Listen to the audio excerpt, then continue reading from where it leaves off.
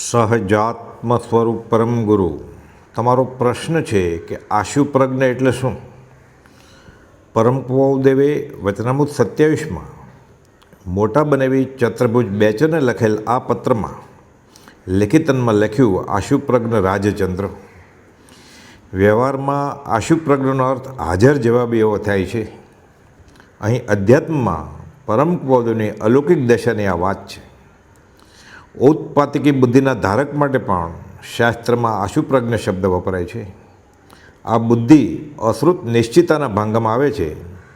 આ બુદ્ધિવાળા મહાપુરુષ પહેલાંના શ્રુતના સંસ્કાર વિના જ સ્વપ્રજ્ઞાના બળે પદાર્થનો બોધ પામી પૂછાયેલા પ્રશ્નનો વિના વિલંબે સમાધાનપૂર્વક જવાબ આપે છે. સહસા પદાર્થનું વિશેષ જ્ઞાન થઈ પ્રશ્નનું સમાધાન કરે છે. નંદી સૂત્રમાં ઉદાહરણ સહિત આ બુદ્ધિ અંગેના પ્રભાવો વર્ણવ્યા છે. અને પરમ કુંવરદેવે કહેલું કે આ કાળમાં કેવળ જ્ઞાન થવા માટે ઔત્પાતિકી બુદ્ધિ હોવી જરૂરી છે. આચરણ સૂત્રમાં અને થાણાંગ સૂત્રમાં સર્વજ્ઞ ભગવાન મહાવીર માટે આશુપ્રજ્ઞ એ નામ કે સંજ્ઞા પણ વપરાય છે. પૂર્વભવો તો કૃપાળુદેવને 7મે વર્ષે જણાયા. આત્મા છે અને નિત્ય છે એ હવે કયા શાસ્ત્રમાંથી સમજવું બાકી રહે? પ્રગટ પ્રત્યક્ષ અનુભવ થઈ ચૂક્યો ત્યાં હવે શાસ્ત્ર વાંચીને આત્મતત્વને નિર્ણય લેવાની વાત જ ક્યાં? આશુપ્રજ્ઞપણાની આ દશાએ બાળપણમાં સ્કૂલમાં બેસાડ્યા ત્યારથી જ તેની એંધાણી આવી ચૂકી હતી. માસ્તર શીખવે તો ભગવાન મહાવીરની શાસ્ત્રમાં વાત આવે છે તે મુજબ આ તો મને આવડે છે, આ તો મને આવડે છે એમ કહેતા. અવધાન શક્તિ, જ્યોતિષનું જ્ઞાન, શીઘ્ર કવિત્વ શક્તિ વગેરેનો આ ભવે કોઈ પદ્ધતિસરનો અભ્યાસ નહોતો. 7 વર્ષે જાતિસ્મૃતિ જ્ઞાન થયા બાદ 8મે વર્ષે તો 5000 કડીઓ કાવ્યની લખેલ જે આગળ જતાં પણ સમાપ જ ભાસેલ. 9મે વર્ષે રામાયણ અને મહાભારતના સમશ્લોકી અનુવાદ તે પણ મોરબીમાં દુકાને બેઠા બેઠા બાળ રમતમાં જ કરેલા.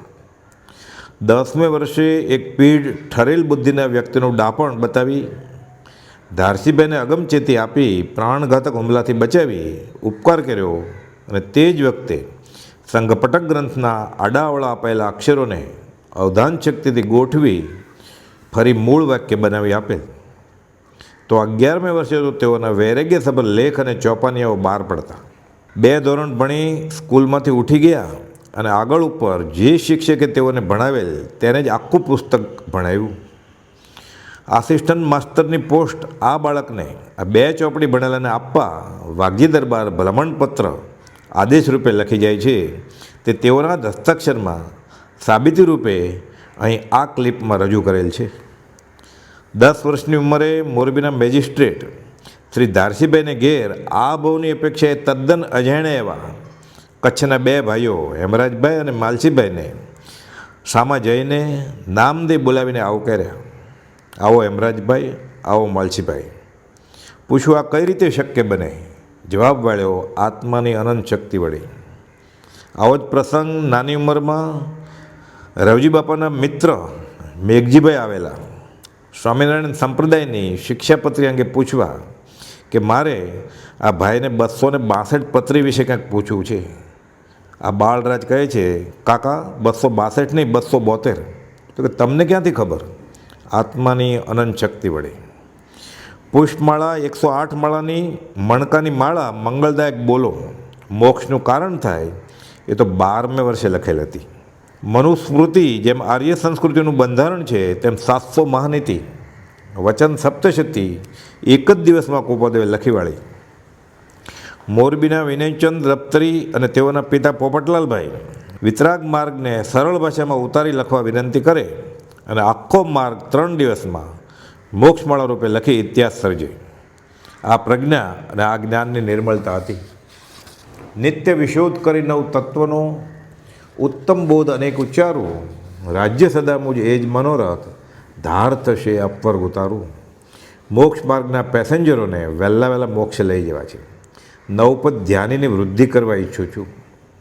એક વખત વાંચે કે યાદ, એક વખત જુએ કે યાદ, એક વખત સાંભળે કે બધું યાદ રહી જાય.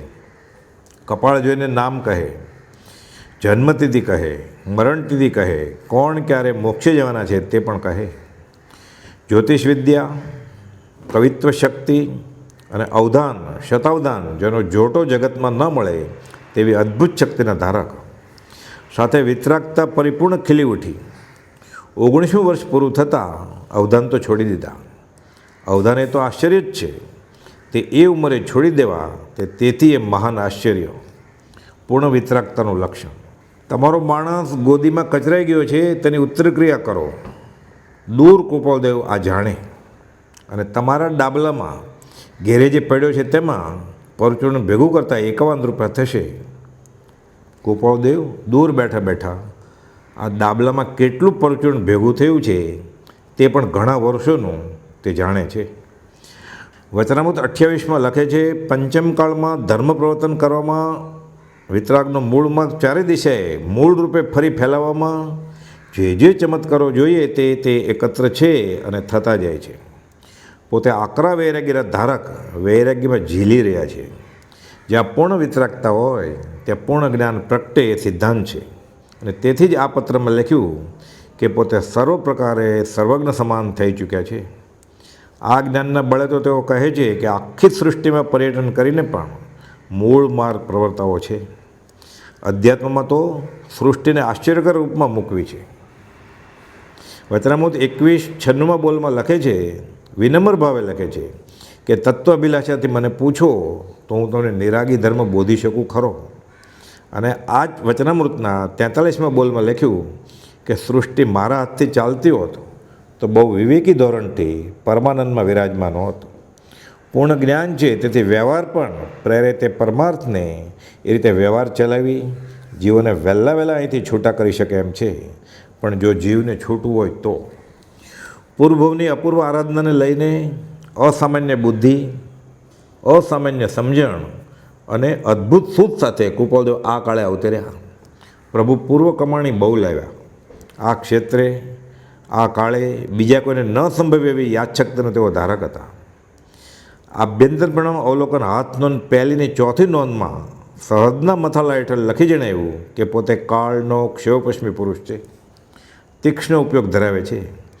સાથે ખુલાસો પણ કરે છે કે તે તીક્ષ્ણ ઉપયોગ ફક્ત એક જ વિષય એટલે આત્મા તે સિવાય બીજે ક્યાંય પ્રવર્તવામાં એની ઈચ્છા નથી જ.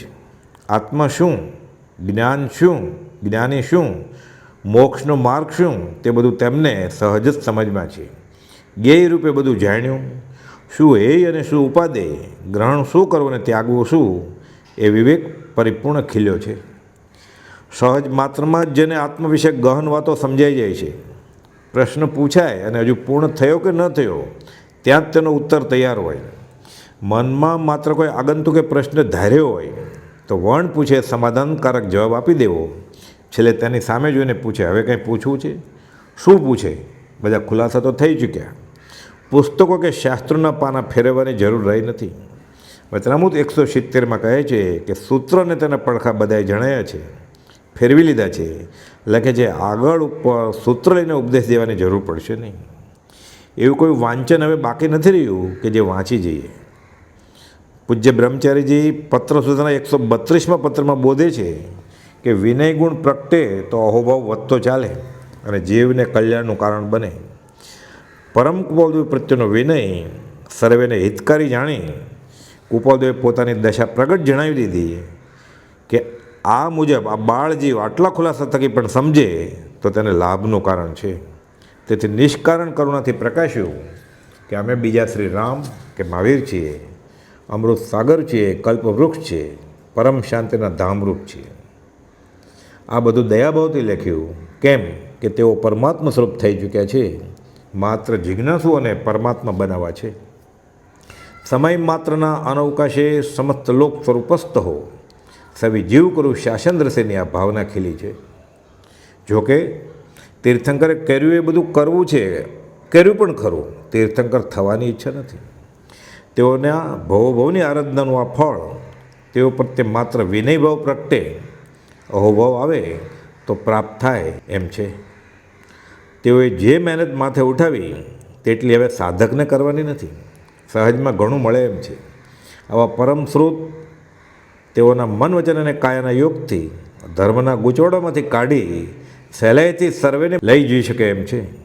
જેના વચન બળે જીવ નિર્વાણ માર્ગને પામે, આવું તો તેઓના વચનોનું બળ છે. શાસ્ત્ર સૂત્રોના પાના ફેરવી હાથ પકડી લે છે, તેને બધું હૈયે છે, પાત્ર જેવું પૂછે તો ઓઠે આવે. એક શ્લોક સંભાળતા હજારો શાસ્ત્રોનું ભાન થઈ તેમાં ઉપયોગ ફરી વળે છે.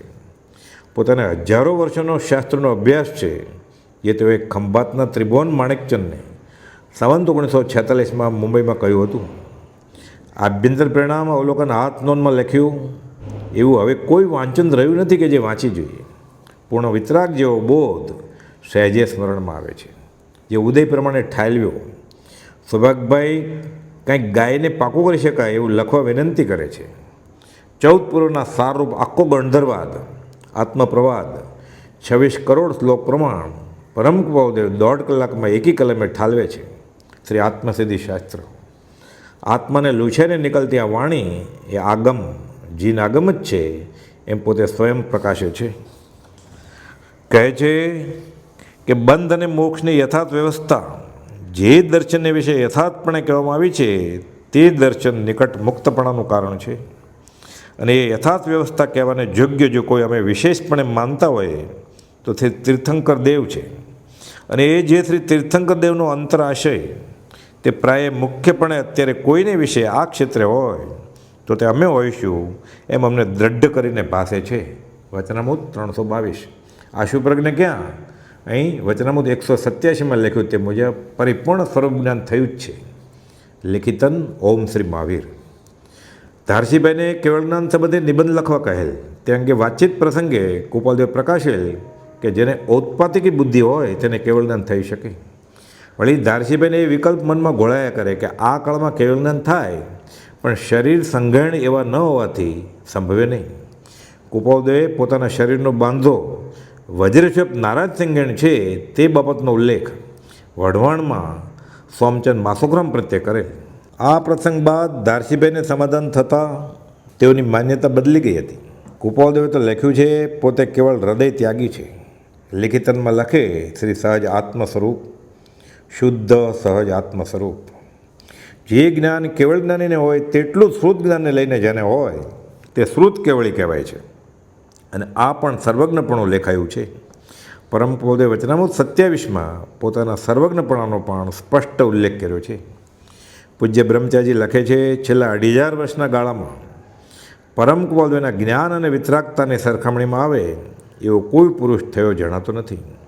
અહો સર્વજ્ઞ દશાવિત રાગી, જય દેવ રાજેન્દ્ર મહાન, અહો અહો રાજચંદ્ર ભગવાન, સહજાત્મ સ્વરૂપ પરમ ગુરુ.